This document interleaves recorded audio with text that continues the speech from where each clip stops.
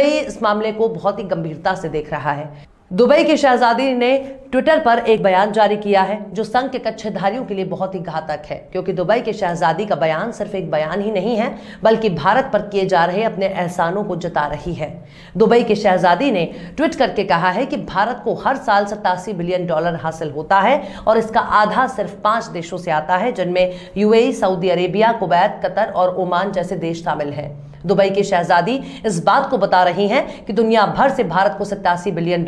हासिल होता है, लेकिन इसका आधा केवल 5 मुस्लिम देशों से आता है। दुबई की शहजादी भारत की नरेंद्र मोदी सरकार को इस बात का एहसास करा रही हैं कि देखिए, आपके देश की अर्थव्यवस्था विदेशी मुद्रा पर टिकी हुई है और उस विदेशी मुद्रा में आधा योगदान मुस्लिम देशों का है, क्योंकि मुस्लिम देशों में लाखों की संख्या में काम करने वाले भारतीय मौजूद हैं, जिनके साथ धर्म के आधार पर वहां कोई भेदभाव नहीं होता। उनको एक मोटी पगार भी दी जाती है, जो भारत के लिए अर्थव्यवस्था का आधार है। इस बात को भी बता रही है कि अगर भारत इसी तरह से मुस्लिम और इस्लाम का विरोध करेगा तो भारत का इससे बहुत बड़ा नुकसान होगा, क्योंकि भारत धर्म के आधार पर अगर हर किसी से भेदभाव करने लगेगा तो पूरी दुनिया से कटकर अलग हो जाएगा, जिसे ना देखने वाला कोई होगा और ना ही पहचानने वाला, क्योंकि किसी भी देश का वजूद तब तक कायम होता है जब तक वो दूसरों से व्यापार और कारोबार करता रहता है, वरना वो देश कंगाली के कगार पर पहुंच जाएगा।